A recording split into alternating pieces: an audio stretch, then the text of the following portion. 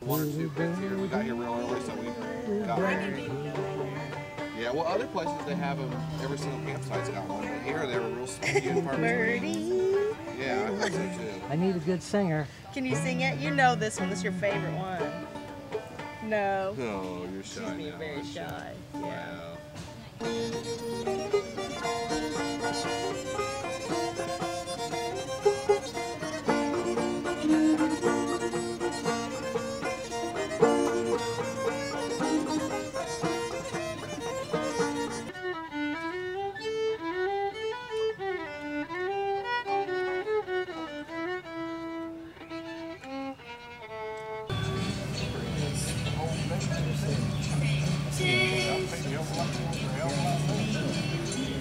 She's telling me to stop.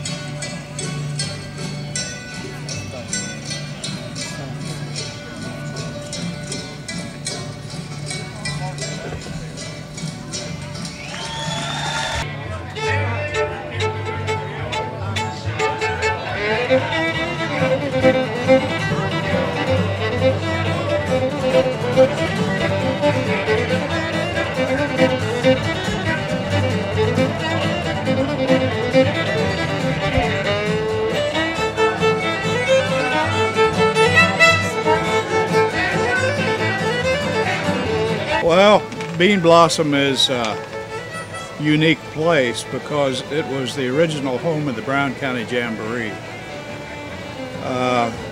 Back in about 1939 or 40, there was a little roadside show down in Bean Blossom that outgrew the road because they were blocking traffic every Saturday night. So many people came to see it. So Mr. Rund, Francis Rund, had some property, this property here, and he put up a big circus tent on the property about 1941 or so, and they had a show what they called it Brown County Jamboree.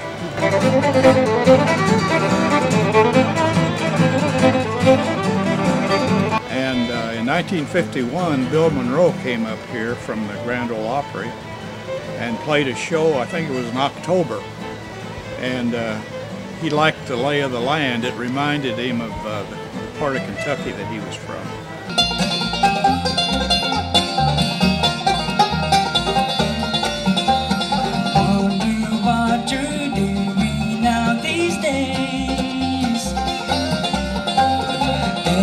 Saw you there, what would I say? 'Cause I used to live by every word phrase.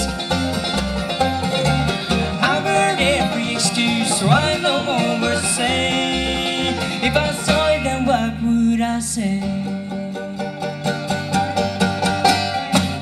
And in December of 1951, he entered into a contract to purchase this property, which he did, and he owned it then for 44 years. He finally passed away in 1996, and his son James inherited the property and then sold it in 1998 to Dwight Dillman, who presently owns it.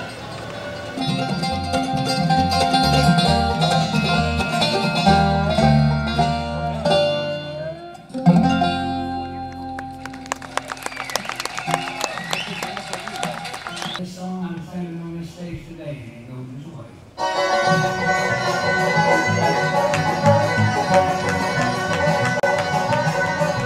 He said I was alright down in the city.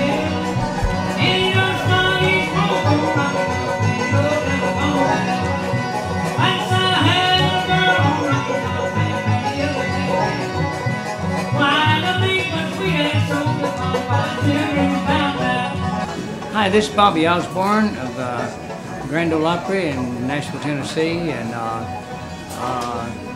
the band I have now is Bobby Osborne and Rocky Top Express, and the Sedana Cups with the 5-string, my son Bobby Jr. with the acoustic bass, Joe Miller with the rhythm guitar, and Tim Graves with the dobro guitar.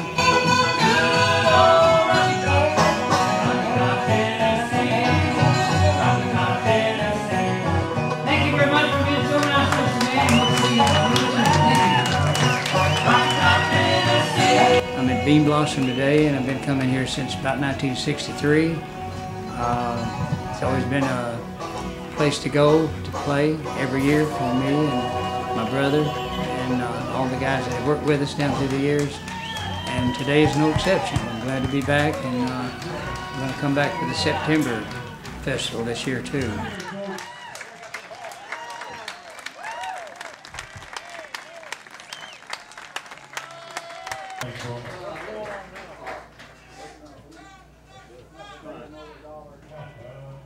Yeah, that's extra time for Dr. Brown. That's a sweet observation I see from Bluegrass fans are all over the world now. I'm in other countries. I've been in other countries, and there, a lot of them don't have the lingo that us country people have, you know.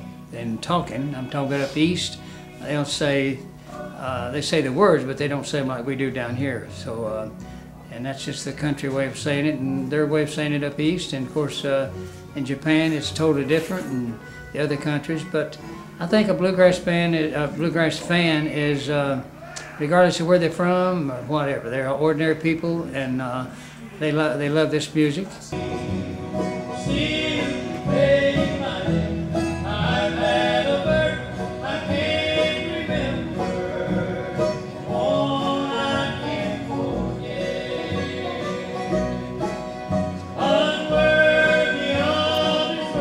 And you'll find professional people, you'll find day laborers, you'll find people who can't speak English, you'll find all sorts of people here at Bean Blossom. I've met people here from, I think, 18 or 19 foreign countries that have come here to Bean Blossom, Indiana, a place that an awful lot of Hoosiers don't even know where it is.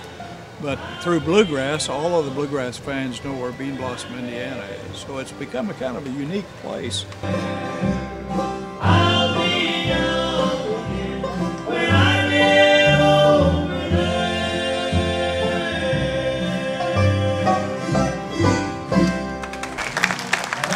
Thank you. Of course, I can't remember when I came. I'm Dudley Connell, and I work with a band called the Seldom Scene, and we're out of the Washington, D.C. area.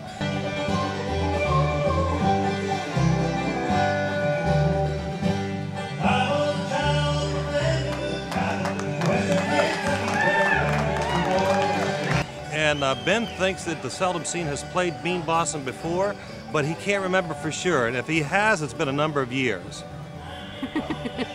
What drew you to playing bluegrass? My parents played, and when I was a teenager, you know, I kind of got off into listening to what all my peers were listening to, and from that, you know, from Led Zeppelin and folks like that into Bob Dylan and Neil Young, and then back to where I'd started in the first place in bluegrass.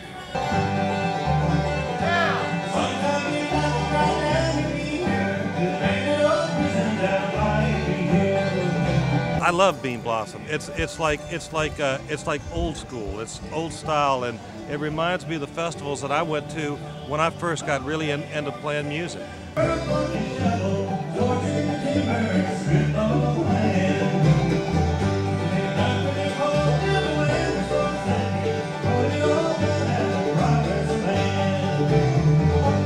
I have a company called T-Shirt City, and what we specialize in is festival T-shirts. Well, Bean Blossom's always been a real famous festival, and there are actually people here from all around the world. I guess the majority of people here this weekend are from Indiana, but I run into an awful lot of people from other states, Chicago, Illinois, and New York City. What about other countries? And there's some people here from England for sure, and a guy here from New Zealand that I personally have met. People do come from all over the world. I've come 3,000 miles just for the bluegrass. They ain't got any back home, or very little. We get the odd American band comes over.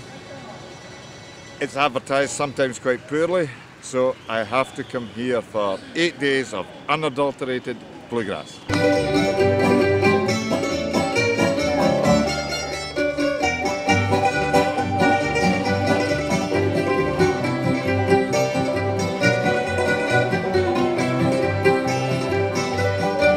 I've been coming here, as I said, for quite a number of years, on and off. This time, there's about 12, 14 bands I've never seen live before. The variety, the spread of bluegrass, from the up-and-coming, the new bands, right up to veterans like Ralph Stanley and so on. This is as good a place as any.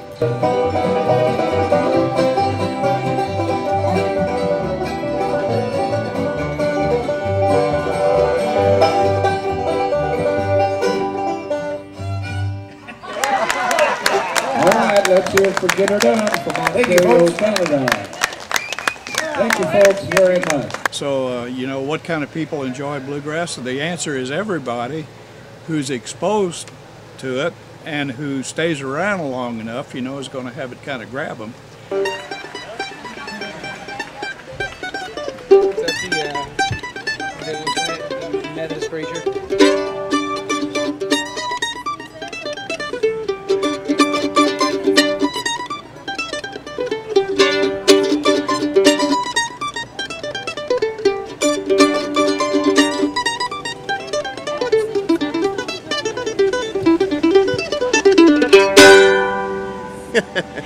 Well, I've been playing music all my life. I grew up in a musical family. But I like the bluegrass / country thing because the music is real and it's about real life things that happen and people relate to them. And I love story songs because it keeps people interested and most of them they can relate to.